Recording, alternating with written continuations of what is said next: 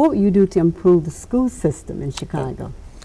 One of the things that's really important to me is to make sure that there's equitable funding. I told you that I went to Lake Forest College, and yes. so I lived in Lake Forest, and I also lived in Waukegan. I love Lake Forest. And I'll never forget driving up Sheridan Road, and seeing how Sheridan Road goes from Lake Forest to Lake Bluff, then North Chicago, and then Waukegan, and just how it changed, how the access to resources changed. So I wrote my thesis on principles of equality, and I defined equality to have equal access to resources.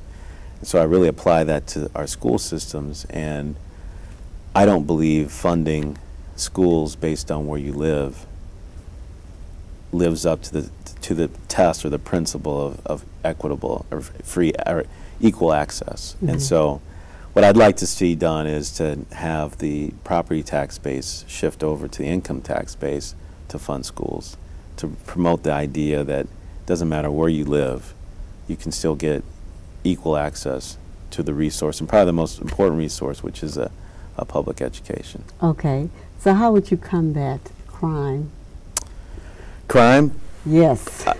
You know, crime is certainly a city issue. It is. It's getting worse. No, yeah, crime is, but I think it's really about, a lot of it's about leadership.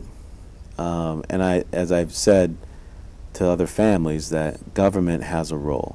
Government has a role in terms of making sure the resources are there, making sure the manpower is there, making sure that, you know, reasonably quick responses are there.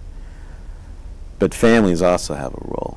And I really truly believe being a strong father, you know, making sure you know where your children are, being the head of your household, that duty also, I think, is a part of the nexus that needs to help to be forged between the government and the family. And I think that through the better binds or, you know, linkage between government and family, I think a lot of these other issues can, you know, be addressed. Well, now, what, black women comprise 7 to 8% I'm sorry. No, of head of yeah, households? No. So, I mean, how, you know. Absolutely. And, you know, that's, I couldn't imagine raising my son right now by myself. I just couldn't even begin to imagine how that's done.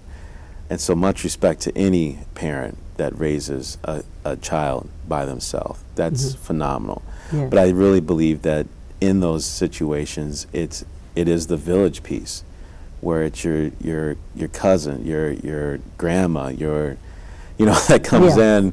I need a babysitter. I need, you know, but to be able to come in and help to mold and shape those principles and values and the discipline, that's ultimately going to, in my opinion, positively impact the criminal aspect of a society.